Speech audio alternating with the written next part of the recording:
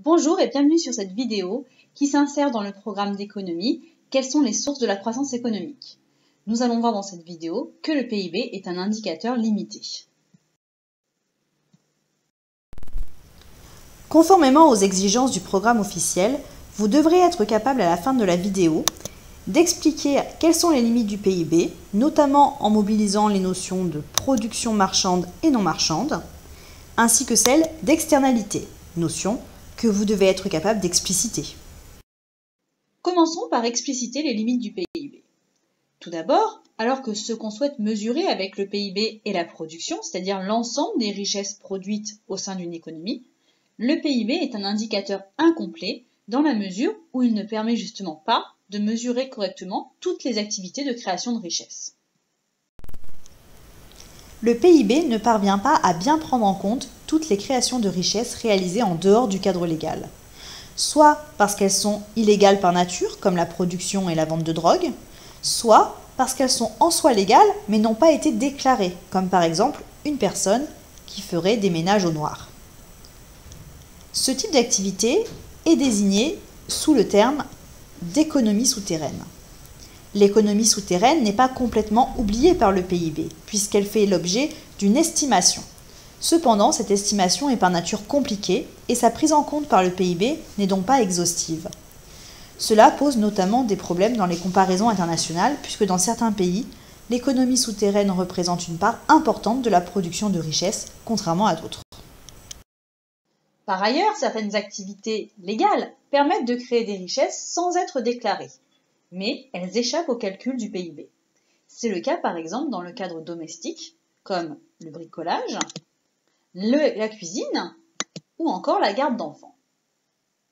Toutes ces activités donnent lieu à une rémunération lorsqu'elles passent par le marché. La même richesse est produite dans le cadre domestique, mais elle n'est pas prise en compte dans le PIB. Il s'agit d'une carence importante. Enfin, le PIB comptabilise mal la production non marchande. Rappelons que certains agents économiques, comme les administrations ou les associations, produisent des richesses qui ne sont pas destinées à être vendues sur le marché et qui n'ont donc pas de prix. Or, le PIB est mesuré à partir de la valeur qu'ont les biens et services créés sur le marché. Le PIB ne les laisse cependant pas totalement de côté. Il va approximer leur valeur par leur coût de production. Or, comme tous les autres biens et services, ceux-ci auraient une valeur largement supérieure à celle de leur coût de production sur le marché. Le PIB sous-estime donc la production non marchande en estimant la richesse créée par l'éducation nationale, par les associations ou encore par les bibliothèques municipales.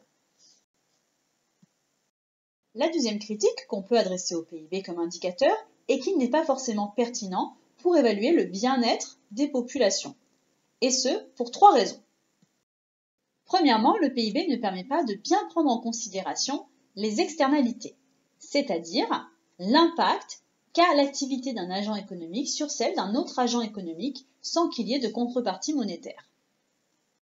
Celles-ci peuvent être positives lorsque les effets sur les autres agents économiques sont bénéfiques.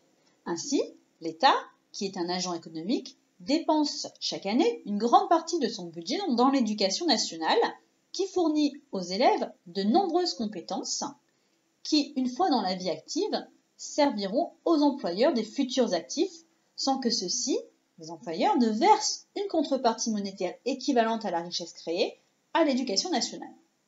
Les entreprises bénéficient ainsi d'externalités positives. Or, les activités générant des externalités positives ne sont pas mises en valeur par le PIB. Elles sont traitées de manière équivalente aux autres types de création de richesses.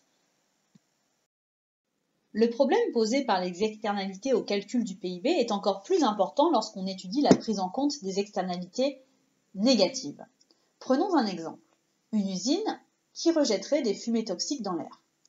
La pollution aurait un effet néfaste sur la population aux alentours, entraînant de nombreux problèmes de santé, comme de l'asthme par exemple.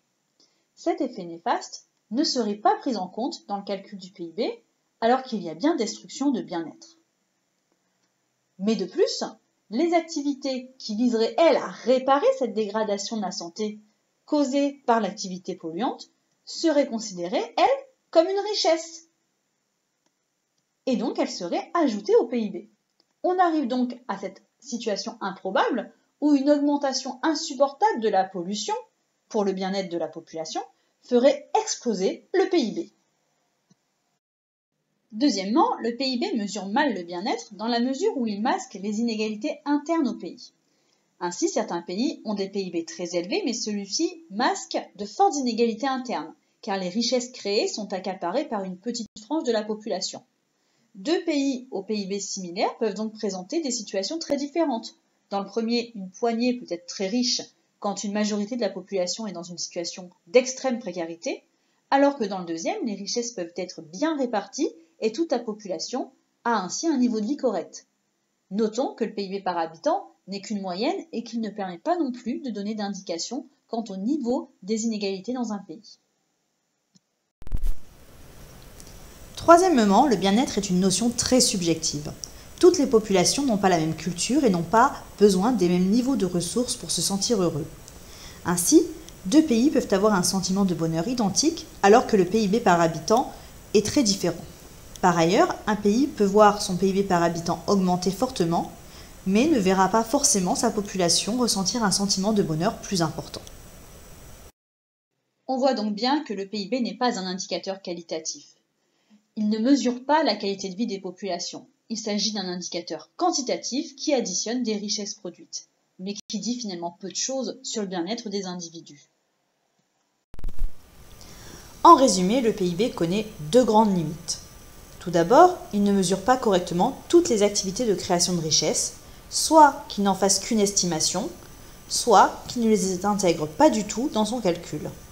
Il est également un mauvais indicateur du niveau de bien-être d'une population, en raison de la non prise en considération des externalités de certaines activités productives, qu'elles soient positives ou négatives d'ailleurs, du fait qu'un PIB élevé peut masquer des inégalités internes importantes, et enfin, du fait que le bonheur est une notion subjective.